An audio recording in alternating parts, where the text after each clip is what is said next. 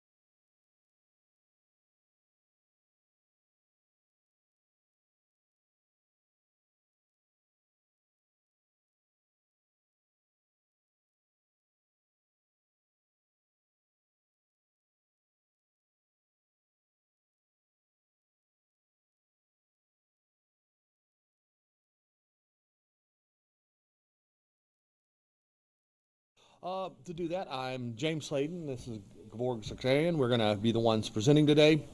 Talk a little bit about how this journey had started. The first thing was about 6 years ago, we got a grant sponsored by the EDA. They were able to give us a little less than $500,000 to study Harvey and some of the effects it have and some of the things that did that. So we had did that. That wrapped up about 3 years ago. And then we were lucky enough to get a second grant. This was with the Regional Planning Commission from the EDA to help do it for small and medium enterprises and come up with some risk management factors they were able to do and determine. So that worked out really well for us. And the current one we have from the EDA is another one that's about $500,000 we're able to get.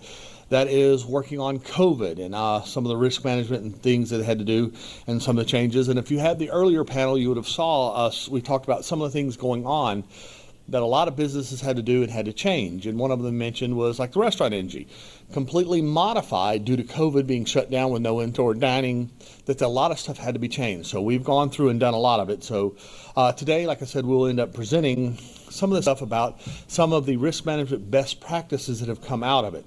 And so some of the previous part of this research we had is what happened during the storms and things like that we did it. So while Houston, Harris County has about 19 times the population that Jefferson County had, Hardin County had amount of disaster, so did Orange, but Jefferson County, like from Harvey, got hit so hard that over 66,000 single homes were damaged during Harvey. That was from the original study, where only 115,000 in Harris County. Well, given Harris County is 19 times the population, that was a huge devastation. And talk about the flood insurance and how many people had it. And some of the numbers were kind of small. You're talking about only 18% or 14%, depending. Harris County had about 14, Jefferson about 18. That's how many people didn't even have flood insurance and got destroyed by this stuff. So it's a huge amount, and of course COVID has done it. And earlier, one of the panelists was talking about that, they mentioned things such as 25% of small businesses aren't surviving these catastrophic events. This is a major factor that they can do to go through. So we did work out some stuff out of the grant we had a couple of years ago with the Regional Planning Commission from the EDA. We actually worked out a risk management pamphlet and stuff, made it for small businesses where they can go through and evaluate what are some of their risk factors on different things from we talked about technology all the way to finances, to insurance, to what they have, to employees, things that people don't even think about it. Well, what happens when you have it and everything goes down? Well, can you even contact your employees to tell them? How do you communicate? How do your employees communicate to you? When are you going to be back? What are you going to do? So it's a huge amount, and things we had from studies such as how do you even get to work? Well, here at Lamar, people don't think about it, but could you get around? Well, Lamar bought some high water vehicles, some vehicles that can drive through high water to get through, because people couldn't even get out and get around. When Harvey hit, I live in Lumberton. Well, we were basically isolated for over a week where people could not drive in or drive out because we were literally an island. It flooded so much. Stuff that people never thought of. Communications. Oh, I'll just grab my phone. Except the phone didn't work. So one of the things we talked about the plants and a lot of the other stuff did that came out of it is getting satellite phones. They had satellite phones because there's communications that have to happen, so they needed satellite phones that people didn't think of to be able to view their plants. So we talked about Motiva, we went to Exxon, we did the others and talked about things we don't do. Well, at the time they couldn't do it. Now it's changed. Well, now we would just say run a drone up, run it around the plant, take pictures, see what it is. Well, they couldn't do that before. One of the things that was so funny at the time going to Harvey is the flooding. They actually measured the flooding. It's actually out there by the Beaumont Country Club. Well, they had a 12-foot measuring, but it actually went above that. It was 20-something feet. And it's funny, as I've got pictures we did in the original grant where we went and took pictures of, they had yardstick after yardstick after yardstick nailed to the tree. And that's how they were measuring how much flooding there was. Kind of scary. And Exxon, they were talking about what they did is they'd have employees get in a boat, go up the river to see how much the flooding was on. Kind of scary that just weren't prepared and just did not have anything ready. Same idea that we're doing this with COVID is people don't have the risk management practices in. They just weren't ready because nobody expected this to be shut down. I remember I was actually at a conference. We were at a conference and I ended up coming home from the conference because that's when it shut down that March. And you're like, okay, let's start doing travel, start doing this stuff when it hit back in 2000. Well, means a lot of people had to change their business.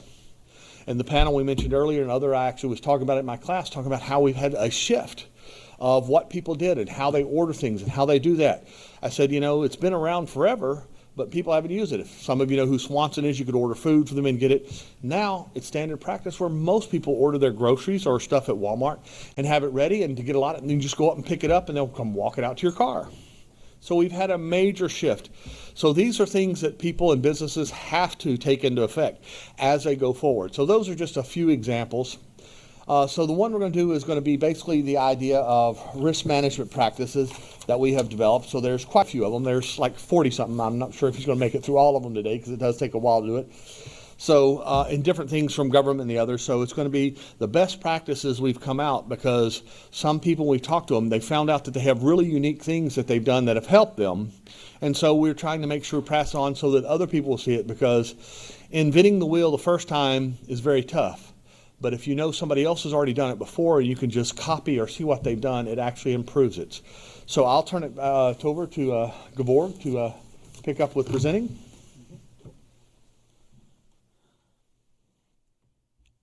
Thank you very much, James. Thank you for providing 360-degree overview of the grants that we worked and research that we conducted.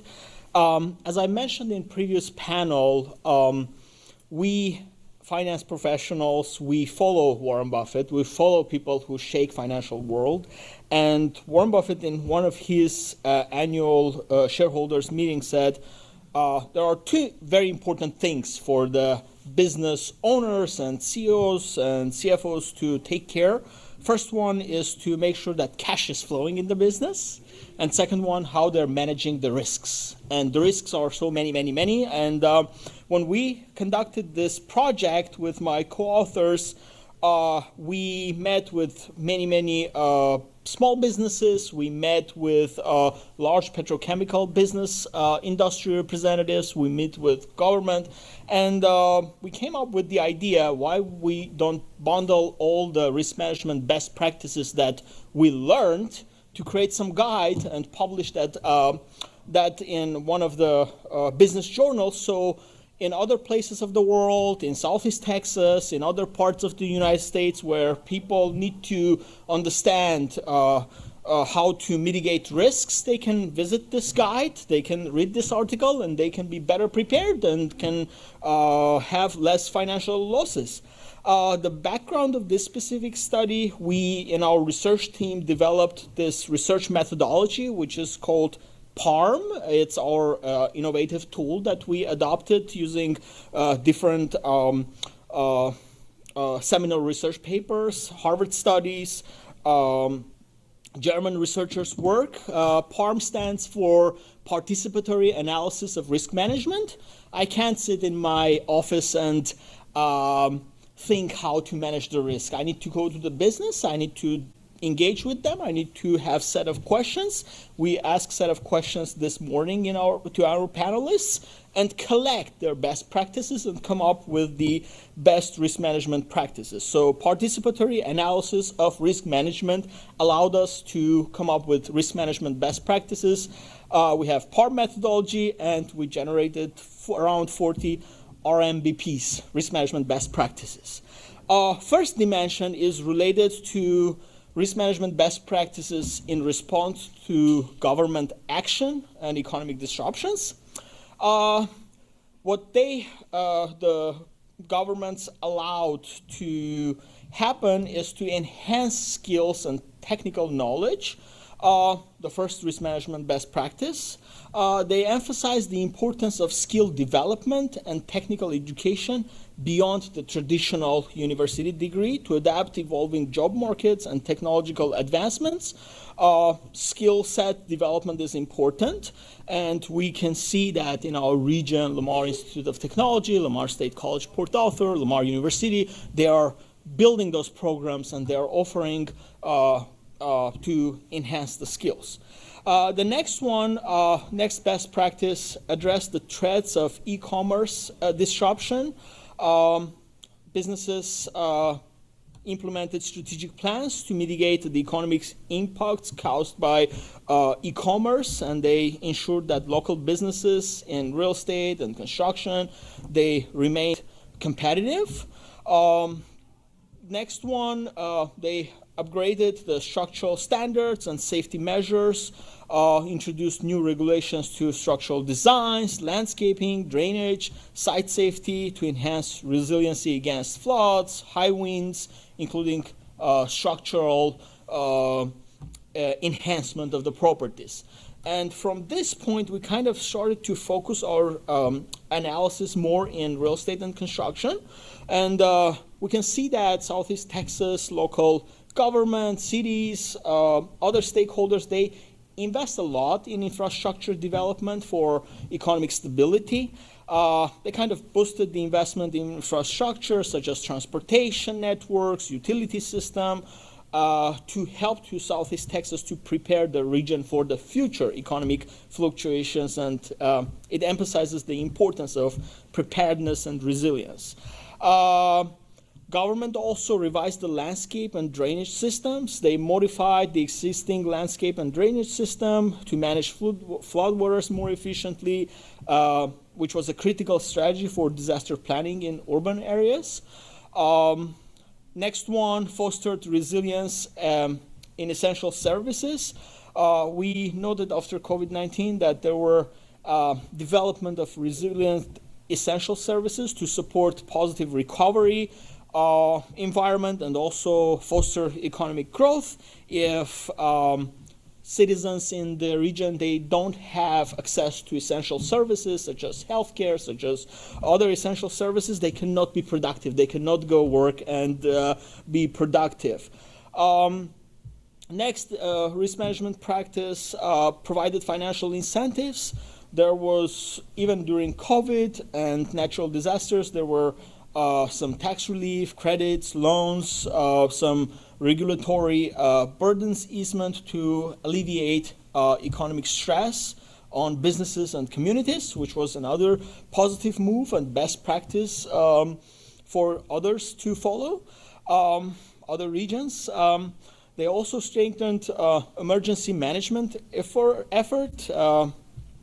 The morning panel's moderator was from emergency management. The government supported the Texas Division of Emergency Management and Homeland Security in their effort to prepare, prevent, mitigate, respond, and recover from disasters through unified command and efficient resource use. In the morning session, you witnessed mayors expressed the importance of the common effort and unified response. Next, risk management practice, they offered preparedness and recovery resources. Federal, state, and local governments, they distributed preparedness and recovery resources through FEMA, through CDC, through Texas Department of Emergency Management and other institutions to inform the public and provide resources, to show the best practices for disaster readiness. And these 9 best risk management practices were related to government and public-private collaboration. Next set of risk management best practices is related to financing, insurance, and investment strategies, which is more focused on financial issues. The best practices that we observed, the businesses, they optimized their financial loss mitigation. They advocated for more comprehensive insurance coverage as a key strategy for financial loss mitigation. They encouraged property owners to invest in better protection against economic shocks. They also planned for business continuity plans. They stressed the importance of having risk management plans that considered the possibility of extended shutdowns, as highlighted during COVID-19 pandemic. COVID wasn't a natural disaster, it was worldwide pandemic, but we saw the impact in Southeast Texas region. Next one, companies maintained financial liquidity. This was emphasized the critical need for sufficient cash reserves. As you remember from morning panel, SBDC director and other distinguished guests, they highlighted how important it is to have cash reserves to make sure business continuity, and also accessible credit lines to ensure financial stability. You should have reserves, but yes, also you should have sources to go for funding. Small and medium enterprises are encouraged to adopt risk management practices as large firms do. They're encouraged to adopt risk management strategies such as efficient contingency fund allocation that can ensure business continuity. We've noticed that large companies, they have those contingency plans, policies, and procedures in place. Next one, focused more on real estate. Businesses started to diversify their real estate investment. They recommended diversification by industry and geography. And the logic is, if there is a diversification through geography, if there are real estate investments that are in Southeast Texas region, and there are some in Southwest Louisiana and some in Central Texas, then there is diversification there. If hurricane hits in one place, business survives. Then industry by industry, we observed that some real estate large businesses, also medium-sized businesses, they try to not focus on one area, one industry. They have commercial properties, they have industrial properties, they have residential properties, they have storages, and through the diversification, they minimize the risk. These businesses also improved communication with insurance adjusters. They highlighted in our interviews and research that it is necessary to have effective communication with insurance adjusters following widespread economic disruption to make sure that their recovery is fast and smooth. These businesses also advocated preemptive spending. They encouraged that in order to save money, they need to invest money. If they don't invest and then they don't improve their risk management, then sorry for financial losses. Ms. Burke in the morning mentioned about importance of insurance. They also adopted some current developments that happened right after COVID-19. They adapted to rising development costs, inflation. They kind of developed this agility to reassess new development projects, new expansions in response to increased costs to ensure that they are staying in the business. If one project is expensive, they try to look into alternatives or shut down that project and look other ways to mitigate the harm through inflation challenge. They also prepared for the energy sector fluctuations. If you remember, during last freeze, there was a significant issues with the grid. They are advised to create some risk management plans to address the cyclical nature of the business, and also if something happens and there is need of electricity and energy, they can stay on track. Next, a group of risk management best practices that are related to economic disruption, preparedness, management, and recovery. Businesses that we interviewed, they said that they need to build a resilient team. First of all, it's not just one person's work or one company risk manager's work. They stress the importance of having skilled team together, which can provide adequate training and develop contingency plans to enhance business resiliency. They also implemented comprehensive planning. Businesses now developed short-term, mid-term, and long-term strategies to ensure continuity beyond daily operations. Yes, we need to take care of day-to-day operations of the business, but there should be short-term, mid-term, and long-term plans. They also highlighted the importance of collaboration. They encourage collaboration. The businesses that we interviewed among public and private entities, including competitors, including strengthen their preparation, mitigation, response, and recovery efforts. In market economy, yes, businesses compete, but when there is a hurricane or significant disruption, it's better to have unified effort to fight against these issues. What they also highlighted, they learned a lot from past disruptions. Businesses analyze their previous economic shocks that they had. They now better understand risks and develop better response and mitigation strategies.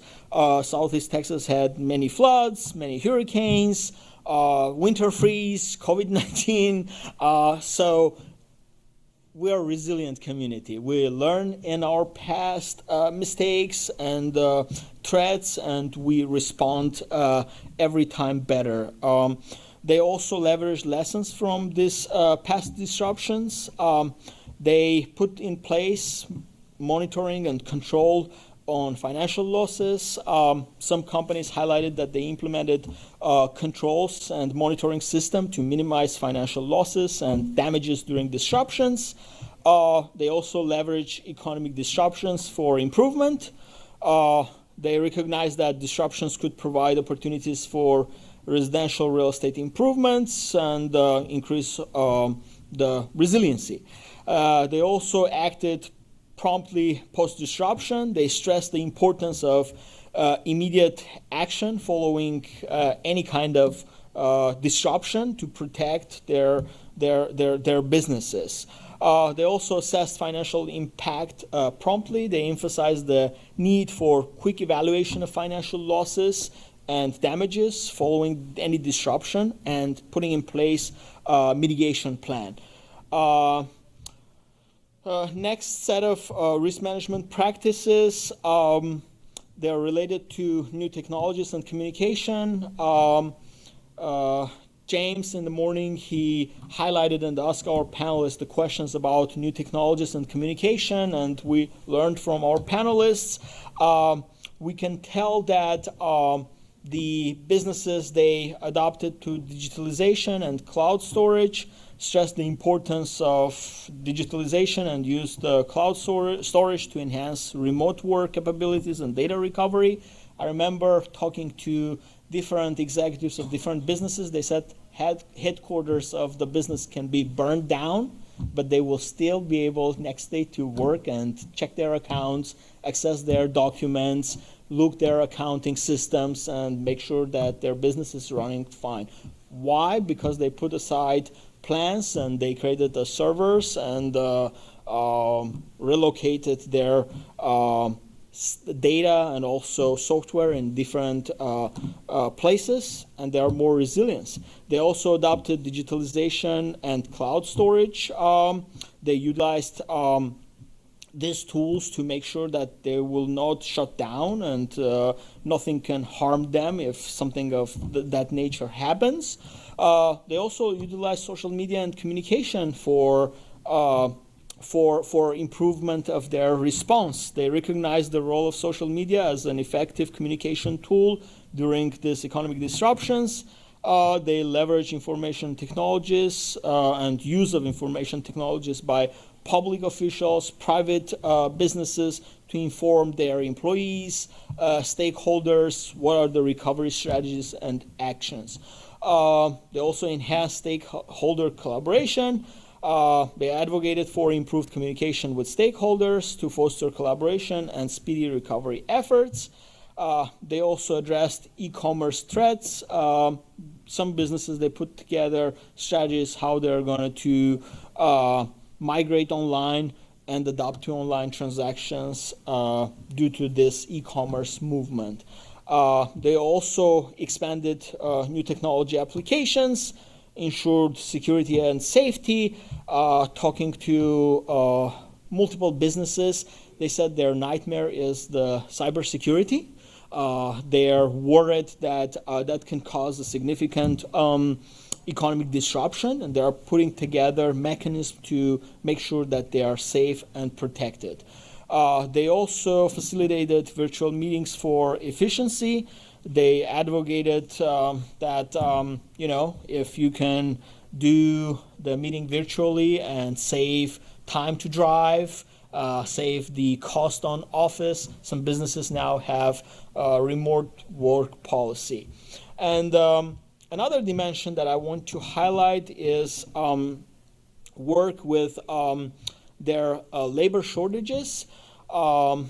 Businesses emphasize the importance of maintaining connections with construction, recovery crews across regions to help them quickly to mobilize additional crews for rebuilding efforts and response to these major disruptions. They also promoted entrepreneurial resilience, which will be the last risk management best practice that I will highlight. They said the American entrepreneurial spirit of overcoming challenge, and no matter what, having that courage to restart from scratch can be a model of resilience for the world, for other countries. So that American spirit is something to brag about us, about Americans. Okay, Dr. Sladen, stage is yours. These are the results that we discussed. I will give the podium Dr. Sladen to continue with our presentation. As you see, most of those are very general. The ones that are very specific that go through are different in different industries, but those were like 40 just general ones that we came out depending on which side they are. And like I said, we have worked out a rubrics that we have through the Chamber of Commerce that we did through a grant a couple of times back that they actually have that they hand out for small and medium enterprises for them to go through. But a biggest part to learning from this is what has happened in the past gives it. When Harvey hit and dumped 50-something inches and just destroyed our area, people had no idea. But remember, it was only 2 years later when Imelda hit, dumped 40-something inches, flooded everybody again, so we literally have what they call 2 100-year floods within a 2-year period. But the recovery from Imelda was much quicker than Harvey. Why? Because everybody had learned everything through Harvey just 2 years before. And that's the learning experience. And people started sharing and doing that and started talking to each other. And that's what we did. We brought and talked to a lot of people. Well, what did you do? And that's a good idea. So we were able to pass that on to other people. And so that is what we're trying to do, is pass on some of the things. And again, out of those 40, depending on what business you have, you might only find that 5 or 6 or 10 of them might be something that is useful for you, but you want to go through and make sure you have it. So we do appreciate everybody coming to the session today. We appreciate that. So thank you very much. And if you have any questions, please feel free to ask.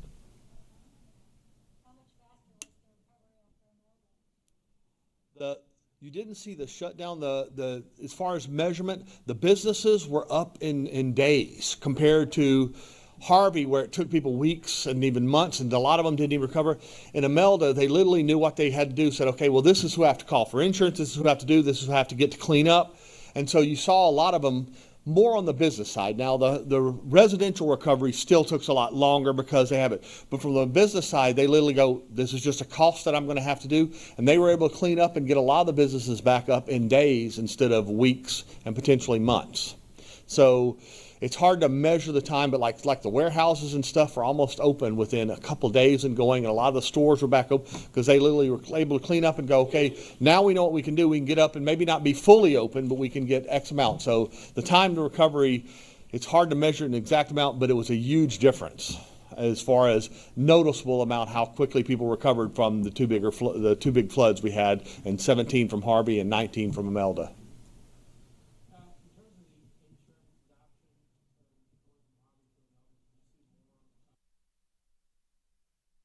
Yeah, we did. Did we ever get the exact percentage, how much it went up?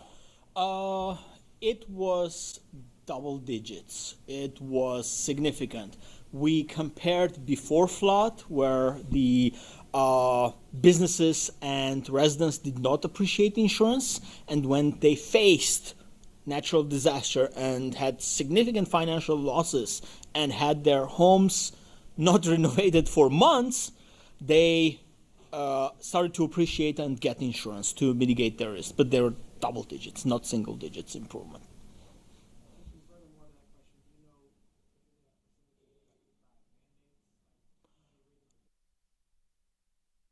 Both government and also financial institutions, they put some kind of requirements. If you want a loan to build this property, there is requirement to obtain this insurance. The building codes requires to have windstorm, to have in specific areas specific kind of insurance. Also, people learned to manage their risks wisely. Instead of setting aside $10,000, if something happens, they will change their flooring. They said, okay, let me pay $1,000 for that specific insurance if this company offers, and then if there are risks, they will take care of the costs. But it's more on the private sector. So for you to get loans, the banks were the ones that did flood, because flood's not required. You don't have to have it. But like when the storms happen, well, windstorm, if you're south of I-10, you're going to buy a house, you have to have windstorm. I live north of I-10, so I don't have to. But flooding, they haven't done it. But we started out, and I believe it was 18% before, and then it went up, and I don't know if we've ever got the final numbers of how much percentage went up between the two. But it did happen that people basically learned lessons, because as I think Chana mentioned earlier, hers is $470 for flood. My flood insurance before Harvey was $300 a year. And mine is for somebody to take that type of risk and not do it, because people lost $100,000, $200,000 of value of their home that's not covered with their regular insurance because of flood, for just taking $300 a year. It was kind of shocking, but a lot of people did not take flood insurance. And so I think she mentioned hers was $470. Mine at the time was $300. Now it has doubled, so my flood insurance is almost $600 now because we've had those floods. But I never flooded, but yeah, a lot of people did. So I'm not sure we ever got the final numbers of what percentage it jumped up to after we had both floods. But there was a huge difference between, we did see people going, well, maybe I need to add flood, because a lot of people found, and it's one of the things they found when Katrina hit, is a lot of people thought that their homeowners covered them, and they were getting problems because some people had homeowners, some people had flood, and they were fighting back and forth. Which one of them pays for your house? Was that really flooding, or did that come from the hurricane? Did it blow in the winds first and flood your house, and then the water came in afterwards? And so I know a lot of people are having issues, so it was a big one. But yeah, we did see an uptick, but I don't know if we've ever got the final numbers of what percentage it went to.